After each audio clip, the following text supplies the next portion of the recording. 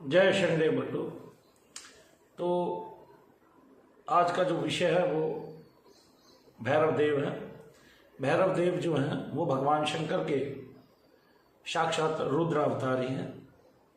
फिर भी एक छोटी सी कथा आती है संगम तंत्र में, शक्ति संगम तंत्र में, और काली खंड के अंतर्गत ये कथा जो है आती है कि आपद नाम के एक राक्षस थे। बड़े ही क्रूर थे, अत्याचारी थे, पर्वताकार थे और बड़े विशालकाय थे, भीम रूप थे।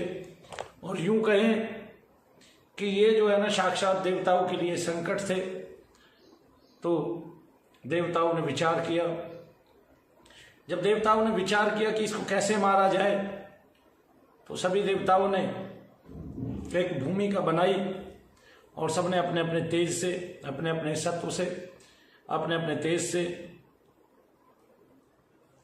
शक्ति की धाराएं जो है प्रदान की।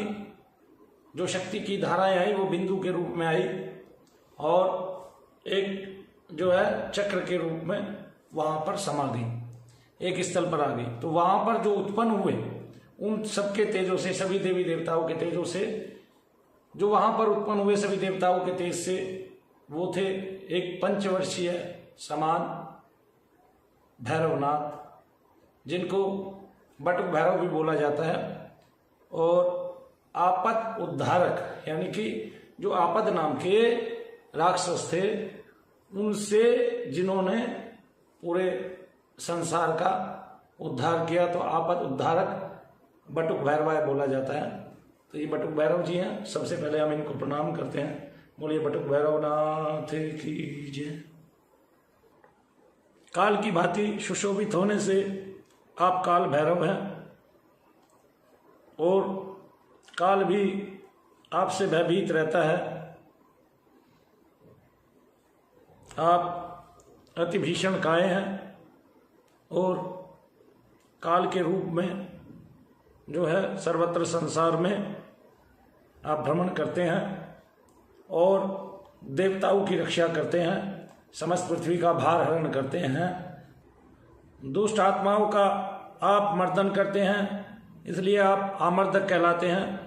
और काशी के आप रक्षक हैं, रखवाले हैं। काशी में आप विराजित हैं साक्षात शिव स्वरूप में।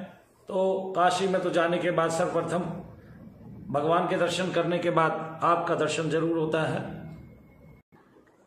विश्वेश्वरस्य ये भक्ता न भक्ता काल भैरवे ते लभन्ते महादुखम काश्याम चैव विशेषता। तो काशी में रहकर भी कोई भगवान शंकर के दर्शन करने जाए और आपके दर्शन ना करे, तो इससे उसका जो दर्शन फल है वो अपूर्ण रह जाएगा। और शिव पुराण के अनुसार तो भैरवा पूर्ण रूपो ही संकृष्य परमात्मना, जो भगवान भैरव हैं वही पूर्ण रूप से शंकर भगवान हैं, वही परमात्मा है। भगवान शंकर के 10 अवतार अति महत्वपूर्ण हैं और वो 10 महाविद्याओं के साथ ही संलग्न है। जैसे महाकाली विद्या है तो महाकाल जो है अवतार है। तार और तारा बाल भुवनेशम बाल भुवनेशी षोडश श्री विद्येशम षोडशी श्री विद्या भैरव तथा भैरवी गिरजा छिन्नमस्तक और छिन्न मस्ता धूमवान और धूमावती बगलामुख और बगलामुखी माता और मातंग और मातंगी कमल एवं कमला। इन 10 अवतारों का महात्म्य जो है वो सर्व काम प्रद है।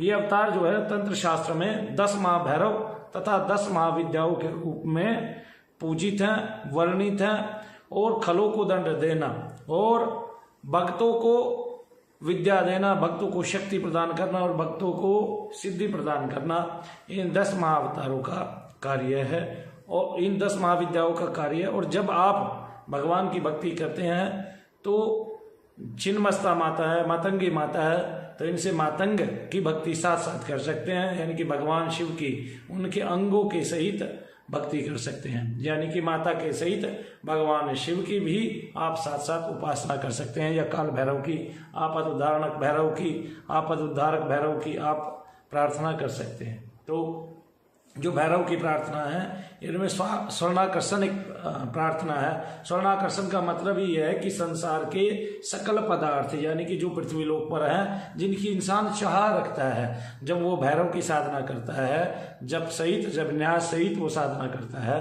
तो जो संसार के सकल पदार्थ है वो उसकी ओर खींचे चले आते हैं सभी दिशाओं से। जिस दिशा में मुख करके वो जाप करता है उसी दिशा में।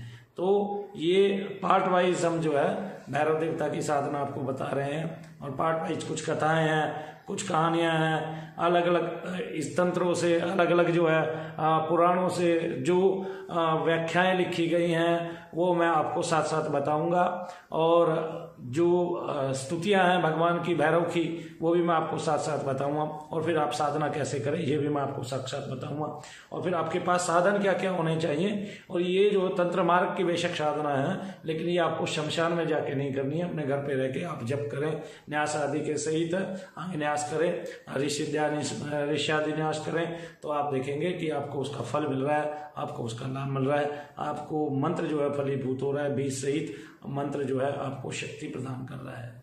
जय शनि।